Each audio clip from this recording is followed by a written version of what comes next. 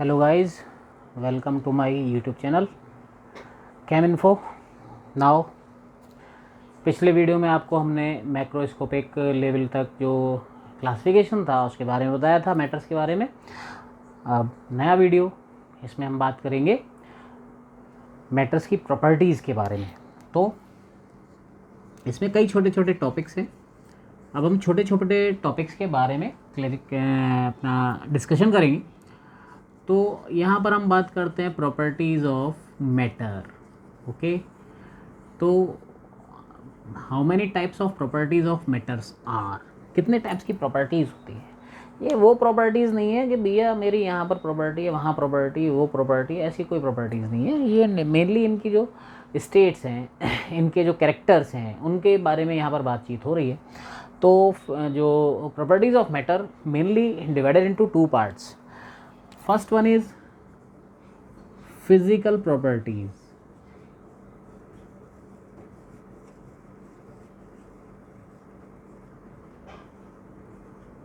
What are physical properties? Actually physical properties included जैसे हम बात करें तो के boiling points, melting points, what is the color, what is the fragrance, what is the smell। तो ये कुछ पार्ट्स जो हैं these are included in physical properties. ठीक है, जैसे बॉइलिंग पॉइंट, मैटर, जो भी जिस मैटर की बात कर रहे हैं, मैटर में कुछ भी हो सकता है, सॉलिड हो सकता है, लिक्विड हो सकता है, गैस हो सकता है, कुछ भी हो सकता है। मेल्टिंग पॉइंट हो सकता है, फ्रीजिंग पॉइंट हो सकता है, कंडेंसेशन पॉइंट हो सकता है, और यहाँ पर कलर हो सकता है, और यहाँ पर इसकी स्मेल हो सकती है, इसमें फ्रेगरेंस आ रही है, स्मेल आ रही है, क्या आ रही है। ठीक है, तो ये जितनी प्रॉपर्टीज़ हैं these are included in physical properties. और फिज़िकल प्रॉपर्टीज़ जो है वो नॉर्मलाइज हो सकती हैं, उसमें ऐसा कोई हमको चेंजिंग नहीं करनी होती। सेकंड वन ये जो है ये होती है केमिकल प्रॉपर्टीज़। अब केमिकल प्रॉपर्टीज़ की अगर हम बात करें तो केमिकल प्रॉपर्टीज़ क्या होती है। Chemical properties is chemical properties decides the nature of substance, nature of matter। जो भी मैटर है, चाहे सॉलिड है, चाहे लिक्विड है, चाहे गैस है, अब वो किससे रिएक्शन करेगा, किससे नहीं करेगा, ये उस पर डिपेंड करता है, ये उसके नेचर पे डिपेंड करता है। जस्ट लाइक दैट कि मुझे अगर किसी से बात करनी है तो ये डिसाइड मैं करूँगा कि मैं किससे बात कर सकता हूँ और किससे मुझे बात नहीं करनी है। ये मेरे नेचर पे डिपेंड करेगा, ना कि सामने वाला मुझसे कितनी बात कर रहा है। तो मैं तो उससे बात नहीं कर रहा ना। इसका सिंपल सा जो फंडा है वो क्या है, जैसे हम एक नॉर्मल लॉजिकल बात करें, आयरन है, ठीक है। अब आयरन को हम मॉइस्चर में रख देते हैं, पानी में डाल देते हैं, तो धीमे धीमे वो रस्टी हो जाता है। रस्टी का मतलब क्या है कि उस पर रस्ट आ जाती है, जंग लग जाती है। मीन्स क्या है, यहाँ दोनों रिएक्शन कर रहे हैं कि नहीं कर रहे हैं। अब यहीं पर क्या करें, आयरन को बिल्कुल एक ऐसे वैक्यूम्ड चैम्बर में पैक कर दें, वैक्यूम चैम्बर जहाँ पर बिल्कुल भी एयर पार्टिकल, मॉइस्चर पार्टिकल्स ना हो। तो वहाँ पर आयरन ने कितने भी दिन टाइम तक रख लो, आयरन को कितने भी टाइम तक उसमें कंटेन कर लो, उस पर कोई भी रस्टिंग नहीं होगी। मीन्स क्या है, यह आयरन डिसाइड कर रहा है। एक्चुअली आयरन क्या डिसाइड कर रहा है, आयरन डिसाइड कर रहा है, आयरन अलाउ कर रहा है मॉइस्चर को कि वो उसके सरफेस पर आके उस पर रिएक्शन शो करे। तो this is the chemical property of iron. Similarly बहुत से एलिमेंट्स हैं, बहुत से ऐसे मैटर्स हैं जो केमिकल रिएक्शन शो करते हैं। तो मतलब क्या है, वो अलाउ करते हैं अदर रिएक्टेंट को कि वो उनके पास आए, उनसे रिएक्ट करे, और जिसको वो अलाउ करेंगे वही रिएक्ट करेगा, जिसको अलाउ नहीं करेंगे वो रिएक्ट नहीं करेगा। तो there are main two types of properties of matter, physical properties and chemical properties. ये सिंपल छोटे से टॉपिक थे, इसमें कुछ बहुत ज़्यादा एक्सप्लेनेशन की आवश्यकता नहीं है। फिर इसके बाद हम आते हैं नेक्स्ट टॉपिक पर अपने, measurement of properties of matter. ठीक है, यहाँ पर हम अपना थोड़ा सा टॉपिक अपना रिलेट करेंगे फिज़िक्स से।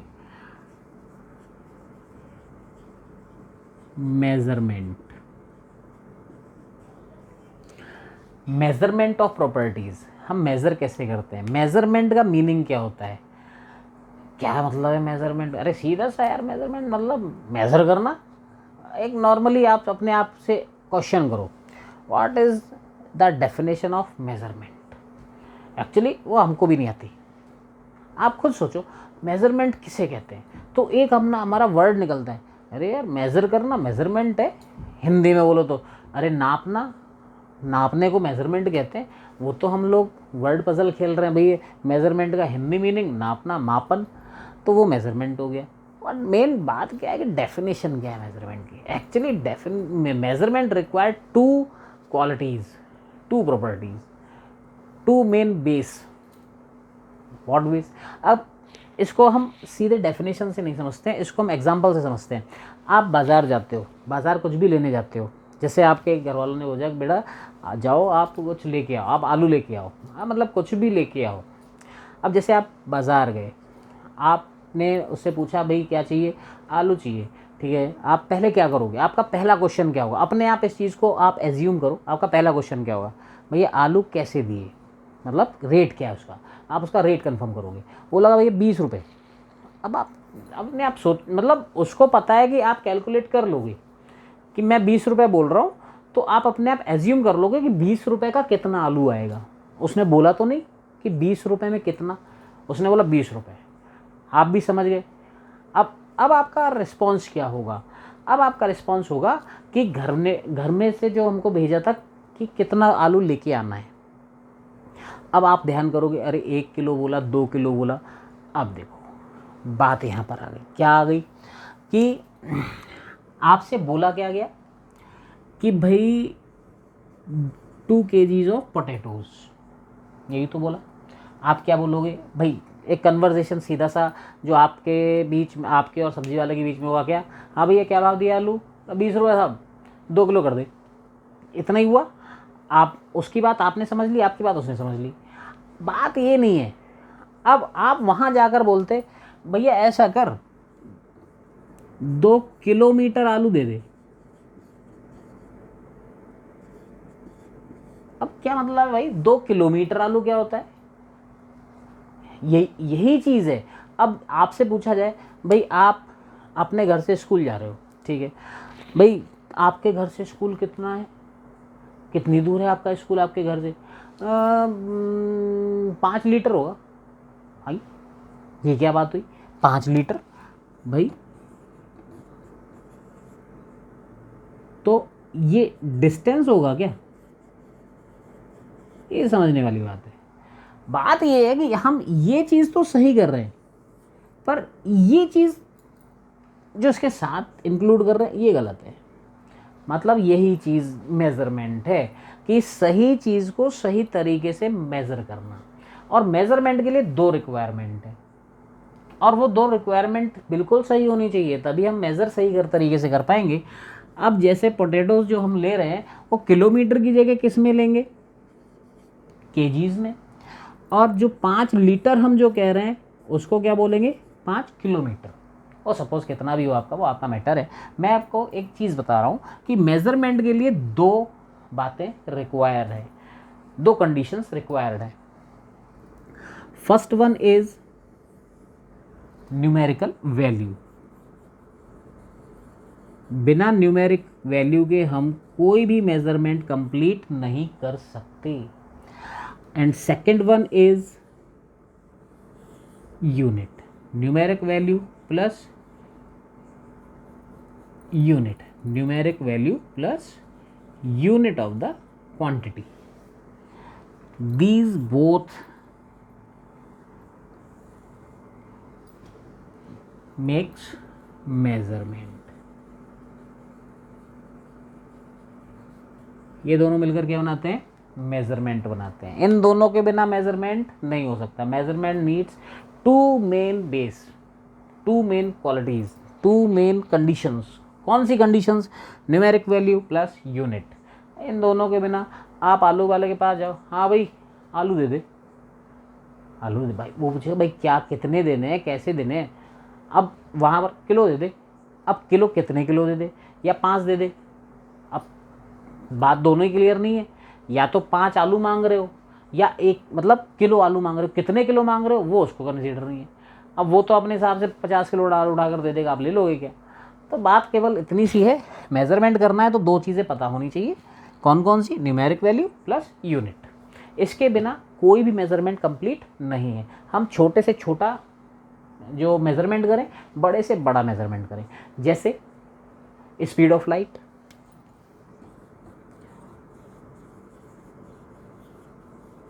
What is the speed of light, 3 × 10⁸ metre second inverse या मीटर पर सेकेंड। तो स्पीड ऑफ लाइट बहुत ह्यूज अमाउंट, बहुत लार्ज क्वांटिटी, बहुत लार्ज मेज़रमेंट है इसका।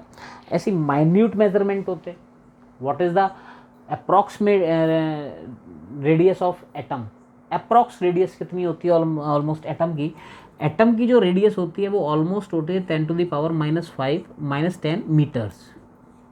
अप्रॉक्स है ये, हर एटम की नहीं है, लेकिन एक अप्रॉक्सीमेट रेडियस। अब 10⁻⁻10 मीटर्स।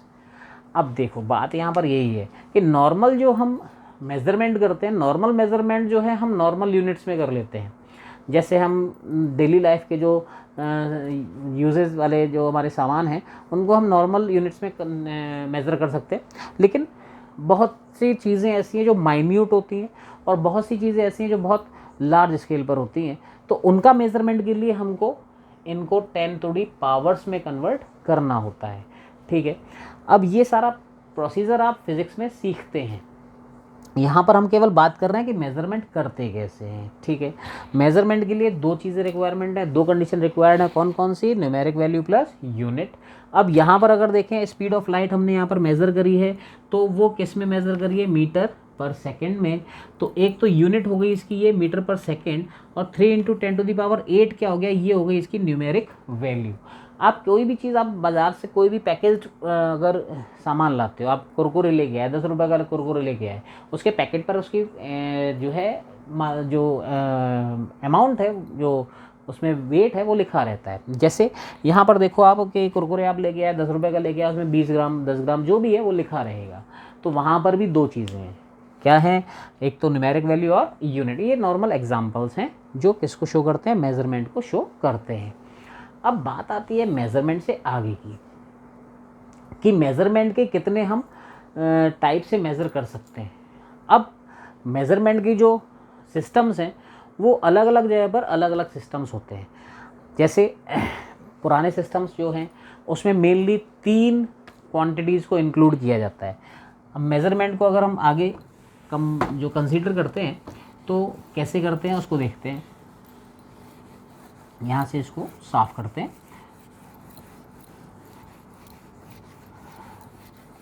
अब यहाँ से कंसीडर करते हैं इसको आगे, कि जो मेज़रमेंट है एक्चुअली उसकी जो रीजनल सिस्टम्स हैं वो अलग अलग हैं। दो टाइप के होते हैं, एक होता है रीजनल सिस्टम और सेकंड वन होता है एसआई सिस्टम।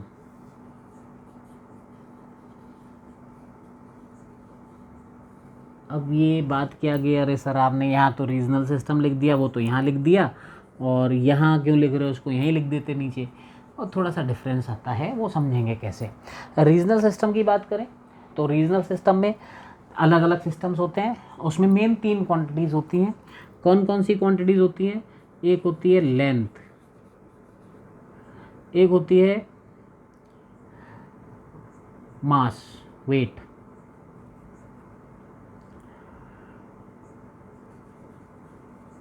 और एक होता है टाइम। अब यहाँ पर जो रीजनल सिस्टम्स हैं वो इधर शो होंगे, ये उसमें क्वांटिटीज़ इंक्लूडेड है वो हैं। रीजनल सिस्टम्स की बात करें तो एक सिस्टम होता है m.k.s. MKS system. MKS system क्या होता है, इसमें लेंथ का मेज़रमेंट मीटर में होता है, मास का मेज़रमेंट किलोग्राम में होता है, टाइम का मेज़रमेंट सेकंड में होता है। ऐसे ही एक रीजनल सिस्टम होता है CGS, इसमें लेंथ को हम सेंटीमीटर में मेज़र करते हैं, मास को ग्राम में मेज़र करते हैं, टाइम को सेकंड में मेज़र करते हैं। एक और रीजनल सिस्टम होता है FPS, इसमें हम जो लेंथ है उसको फुट में मेज़र करते हैं और मास को पाउंड में और टाइम को सेकंड में। तो यहाँ पर टाइम का मेज़रमेंट तो सब जगह एक जैसा है, कोई दिक्कत नहीं, बस डिफरेंसेस किस में है ये। अब बात ये है कि इनको रीजनल सिस्टम क्यों कहते हैं। इनको रीजनल सिस्टम इसलिए कहते हैं क्योंकि ये अलग अलग कंट्रीज़ में अलग अलग तरीके से यूज़ होते हैं। जैसे आप एक बात देखो कि हम लोग अपने नॉर्मल जो एरियाज़ में जो भी मेज़रमेंट करते हैं मेनली मीटर में, सेंटीमीटर में कर लेते हैं, फुट में कर लेते हैं। तो ये अलग अलग एरियाज़ में इनका जो मेज़रमेंट है वो अलग अलग टाइप से होता है। अब यही दिक्कतें आती हैं। जैसे पहले क्या होता था कि एक कंट्री का आदमी दूसरे कंट्री में वर्किंग करने गया, अब उसने तो सब मीटर सेंटीमीटर में कैलकुलेट कर रखा है, अब वहाँ पता चला कि उसको जो है वर्किंग करनी है वो फुट में करनी है। अब बड़ा टेंशन कैसे। सिमिलरली क्या होता है कि वो पेमेंट जो है, अब उसको इंडिया में तो उसको पेमेंट मिल रहा है रुपए में और क्या कहते हैं इंडियन करेंसी में।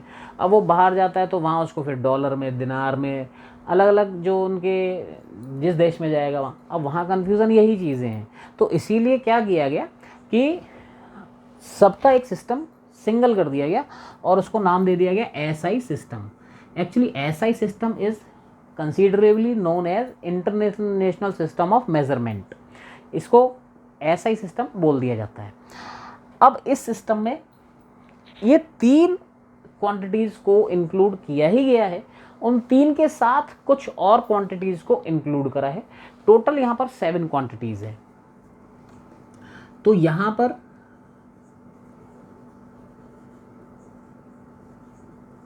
क्वांटिटीज़ लिखेंगे और यहाँ पर हम लिखेंगे उनकी यूनिट्स। 7 क्वांटिटीज़ हैं और 7 यूनिट्स हैं। क्वांटिटीज़ में जैसे हम बात करें तो लेंथ को हम मेज़र करते हैं यहाँ पर मीटर में,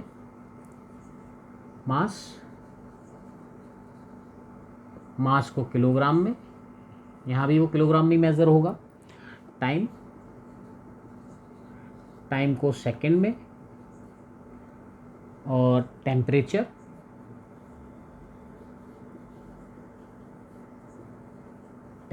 को केल्विन में, intensity of light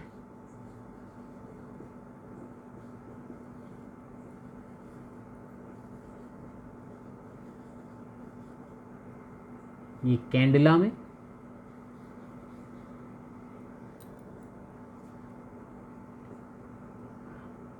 electricity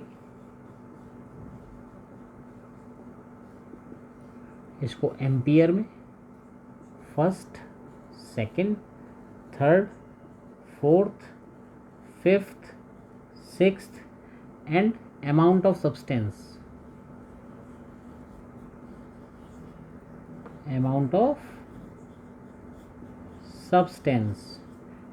it is considerably count in moles। तो ये 7 क्वांटिटीज़ हैं और ये इन क्वांटिटीज़ के मेज़रमेंट्स हैं। ठीक है, लेंथ, मास, टाइम, टेम्परेचर। लेंथ की यूनिट मीटर, मास की किलोग्राम, टाइम की सेकंड, टेम्परेचर की केल्विन, इंटेंसिटी ऑफ लाइट की कैंडला, इलेक्ट्रिसिटी को एम्पियर में और अमाउंट ऑफ सब्सटेंस को मोल में यहाँ पर मेज़र हम करते हैं। ठीक है, तो ये 3 टाइप के तो रीजनल सिस्टम्स हो गए और एक हो गया इंटरनेशनल सिस्टम जिसमें कि 7 क्वांटिटीज़ हैं और 7 यूनिट्स हैं। ठीक है, तो फिज़िकल प्रॉपर्टीज़, केमिकल प्रॉपर्टीज़, ये तो प्रॉपर्टीज़ ऑफ मैटर हैं। ये डिपेंड करती हैं नेचर ऑफ मैटर के ऊपर, कैसा जो बिहेवियर रहता है मैटर का वो उसी के अकॉर्डिंग रिएक्शन शो करते हैं। फिर आता है मेज़रमेंट। मैंने आपको बताया कि कुछ रीजनल सिस्टम्स होते हैं, कुछ एक SI सिस्टम होता है। रीजनल सिस्टम्स जो हैं वो अलग अलग रीजन के अकॉर्डिंग काम करते हैं, उसमें मेनली 3 क्वांटिटीज़ को इंक्लूड किया जाता है और SI सिस्टम में हम इन सब 7 क्वांटिटीज़ को इंक्लूड करते हैं और इन 7 क्वांटिटीज़ को इन 7 यूनिट्स से हम शो करते हैं। ठीक है, तो ये बात हो गई कुछ हमारी जो प्रॉपर्टीज़ और मेज़रमेंट की। ठीक है, अब इससे आगे हम चलते हैं। इससे आगे हम समझे थोड़ी सी फिज़िकल प्रॉपर्टीज़ जो हैं उनके बारे में एक्सप्लेन करेंगे। फिज़िकल प्रॉपर्टीज़ में जैसे डेंसिटी है, जैसे मास है, वेट है, टेम्परेचर है, इनके बारे में थोड़ा सा हम डिस्कस कर लेते हैं फटाफट।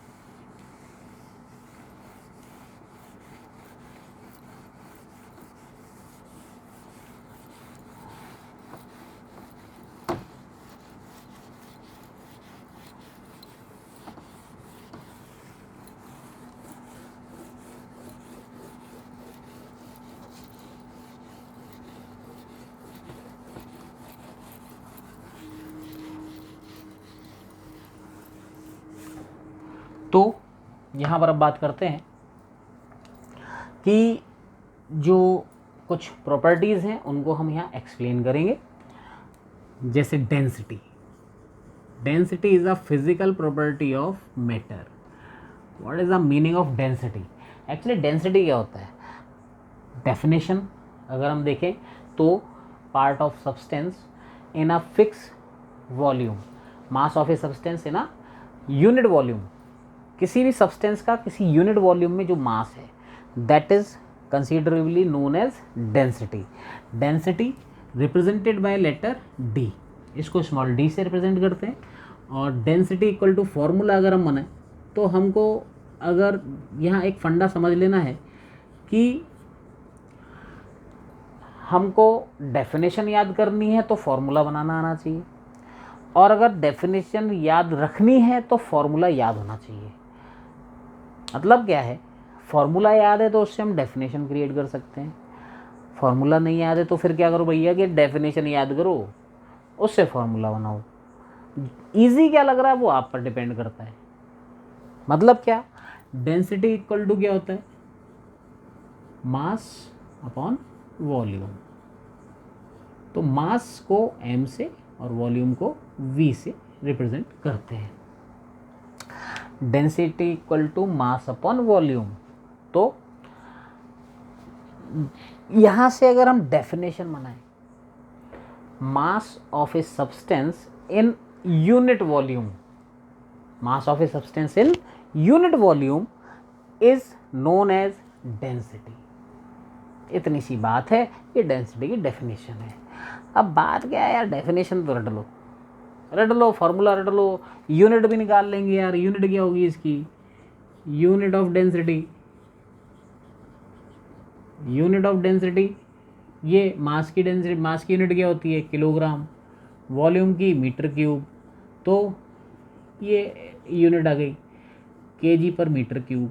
और ये एमकेएस में है। कैसे पता है एमकेएस में है? क्योंकि मास को केजी में और वॉल्यूम को मीटर में। इसको सीजीएस में भी लिख सकते हैं, केजी की जगह ग्राम, मीटर की जगह सेंटीमीटर। ये सीजीएस में हो गई, यूनिट भी आ गई। समझ में क्या आया? डेंसिटी क्या है? कुछ पल्ले पड़ी? नहीं पड़ी। क्यों नहीं पड़ी? आपने तो डेफिनेशन बता दी, याद कर लो, ये हो गया काम। अरे भाई, मास अपॉन वॉल्यूम मतलब क्या है? इसको थोड़ा सा एग्जाम्पल से समझते हैं कि मास of a substance in a particular in a unit volume. Volume का मतलब क्या होता है? वॉल्यूम का मतलब होता है कि जैसे एक पर्टिकुलर 3 डायमेंशन में अगर हम कोई क्यूब लेते हैं, जैसे सपोज करते हैं कि यहाँ पर हमने एक क्यूब लिया है,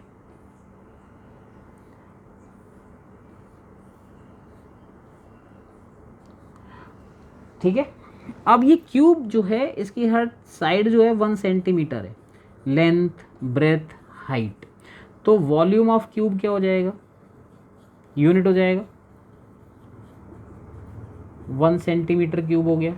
1 इंटू 1 इंटू 1, 1 मीन्स क्या है कि एक हमारे पास डब्बा है, बॉक्स है, जिसकी हर साइड कितनी है। अब आप सोचो कि ये जो है, इसमें अगर हम डस्ट मिलाएं या डस्ट इसको फुल ऑन ऊपर तक भर के रखें, बिल्कुल सरफेस तक, ठीक है, और फिर जो जितनी डस्ट उसमें आई है उसको मेज़र कर लें ग्राम में या किलोग्राम में, जैसे भी, किलोग्राम में नहीं कर सकते, इतना अमाउंट नहीं आएगा, ग्राम में ही करेंगे, ठीक है, क्योंकि वॉल्यूम किस में ले रहे हैं, सेंटीमीटर में, तो मास किस में लेंगे, ग्राम में। अब हमने उसको निकाल के काउंट कर लिया, मेज़र कर लिया, वो ग्राम में आ गया। अब उसी 1 सेंटीमीटर क्यूब में हम क्या रखते हैं, उसमें उसको पानी से भर देते हैं, पानी भरा, अब उस पानी को मेज़र कर लिया हमने, ठीक है। अब उसके बाद क्या करते हैं, उसके बाद हम उसमें आयरन फिलिंग्स भर देते हैं, उसको हम मेज़र कर लेते हैं। ध्यान रखना क्या क्या भर रहे हैं, ऐसे नहीं वीडियो चलता जा रहा है छोड़ते जाओ। हमने क्या क्या भरा अभी तक, डस्ट, वाटर, आयरन, ठीक है। और क्या करते हैं कि जैसे मस्टर्ड ऑयल है, मस्टर्ड ऑयल से भर लेते हैं, उसको मेज़र कर लेते हैं। हमने 4 चीज़ें भरी इसमें, कौन कौन सी चीज़ें भरी, एक हमने भरा डस्ट, सेकंड हमने भरा वाटर, थर्ड इसमें भरा हमने आयरन, ठीक है, और फोर्थ भरा हमने मस्टर्ड ऑयल, ठीक है। तो अब एक बात आप बताना मेरे को कि डब्बा तो एक ही था, मतलब क्या था, उसका वॉल्यूम तो फिक्स था, कितना था, 1 सेंटीमीटर क्यूब, वॉल्यूम फिक्स है। अब क्या उसमें इन सब का सेम अमाउंट ही आएगा या अलग अलग अमाउंट आएगा? इसका आंसर आप पकड़ लोगे तो डेंसिटी ख़त्म, समझ में आ गया। अगर यही आंसर नहीं पकड़ोगे तो यार बहुत दिक्कत है। सिंपल सी बात, डस्ट ली, डस्ट जितनी आ रही है क्या उतना ही वाटर इसमें आएगा? वॉल्यूम सेम है तो मास सेम हो ये ज़रूरी नहीं है। क्यों? क्या डस्ट की स्ट्रक्चर H2O के इक्विवेलेंट है, यानी डस्ट के जो पार्टिकल्स हैं क्या H2O के पार्टिकल्स के इक्विवेलेंट हैं, या H2O के जो पार्टिकल्स हैं क्या Fe के पार्टिकल्स के इक्विवेलेंट हैं? इनका जो इंटरनल स्ट्रक्चर है, जो इसका एटॉमिक स्ट्रक्चर है, क्या वो सेम है एक दूसरे का? नहीं, H2O का स्ट्रक्चर अलग है, इसके एटम्स के बीच में गैप्स होते हैं, डस्ट के कंबाइंड होते हैं, Fe के और ज़्यादा डेंस होते हैं। तो मस्टर्ड ऑयल है, ये हैवियर होता है, ये 2 लिक्विड लिए 2 सॉलिड लिए, तो ना तो लिक्विड के अमाउंट सेम होगा, लिक्विड के मास सेम नहीं होंगे। इसमें मस्टर्ड ऑयल हैवी होता है, वाटर लाइट होता है, ऐसी डस्ट और आयरन में आयरन हैवी होता है, डस्ट लाइट होती है। तो कहने का मतलब क्या है कि वॉल्यूम सेम है तो क्या इसमें मास सेम होगा? नहीं होगा। जब मास सेम नहीं है तो यहाँ पर डेंसिटी हर सब्सटेंस की सेम होगी क्या? नहीं होगी। क्यों नहीं होगी? क्योंकि density is directly proportional to mass, inversely proportional to volume, और वॉल्यूम हमने कैसा कर रखा है, यहाँ पर फिक्स कर रखा है, तो वॉल्यूम तो चेंज नहीं हो रहा। सिंपल सी बात है। क्या चेंज हो रहा है? सब्सटेंस चेंज हो रहे हैं, सब्सटेंस चेंज हो रहे हैं, पर सब्सटेंस ले किस में रहे हैं हम? फिक्स वॉल्यूम में ले रहे हैं। तो क्या उनके मास सेम आएंगे? नहीं आएंगे। मास सेम क्यों नहीं आएंगे? क्योंकि क्या ये सब्सटेंस सेम है, इनका जो एटॉमिक स्ट्रक्चर है क्या वो सेम है? नहीं सेम है। इसका मतलब क्या है कि यहाँ पर इनके एटॉमिक स्ट्रक्चर सेम नहीं है, तो इनके मास भी सेम नहीं आएंगे। इसीलिए हर सब्सटेंस की जो डेंसिटी है वो कैसी होगी? सिमिलर होगी, डिफरेंट होगी। सिंपल सी बात है, जब इनके एटॉमिक स्ट्रक्चर सेम नहीं है तो मास सेम नहीं होंगे, और मास सेम नहीं होंगे तो डेंसिटी भी सबकी सेम नहीं होगी। क्यों? क्योंकि density directly proportional to mass. Clear है इतनी बात? थोड़ा सा हो सकता है मैं शायद थोड़ा फास्ट बोल गया हूँ, पर आप कंसीडर कर सकते हो। आप वीडियो को थोड़ा सा पॉज करके, मतलब थोड़ा रुक रुक के देखो, आप 2-3 बार देखोगे समझ में आएगा, ठीक है। तो ये आज हमने किसके बारे में बात करी? डेंसिटी। आज हमने टॉपिक 3 पढ़े, properties of matter, measurement and density, ठीक है। ऐसे करके धीमे धीमे 2-3 टॉपिक रोज़ पढ़ेंगे तो आगे क्लियर करते चले जाएंगे, ठीक है। अब फिर वही बात, वीडियो कैसा लगा, कंटेंट कैसा लगा, टॉपिक समझ में आए या नहीं आए, थोड़ा कमेंट ज़रूर कीजिए, और कमेंट करके ये बताइए कि और क्या इम्प्रूवमेंट हो सकती है। मैं हर वीडियो में आपसे कह रहा हूँ, प्लीज़ प्लीज़ प्लीज़ कमेंट ज़रूर कीजिए, ठीक है। और अगर कंटेंट अच्छा लग रहा है, आपको समझ में आ रहा है, वीडियो पूरा देखिए। केवल यूट्यूब खोल करके ओपनली नहीं करना है, उस लिंक पर क्लिक करके देखना है आपको, तब वीडियो आपका काउंट होगा और तब आप कमेंट ईजिली कर सकते हो। कंटेंट देखिए, पूरा देखिए। स्टार्टिंग में हो सकता है स्लो हो, लेकिन बाद में हम बहुत ईजीली चीज़ों को पिकअप कर सकते हैं, ठीक है। तो please comment, like, share and subscribe my channel and please do comment to improve my videos. ठीक, फिर मिलते हैं नेक्स्ट वीडियो में, तब तक के लिए tata, bye bye, good day, good night.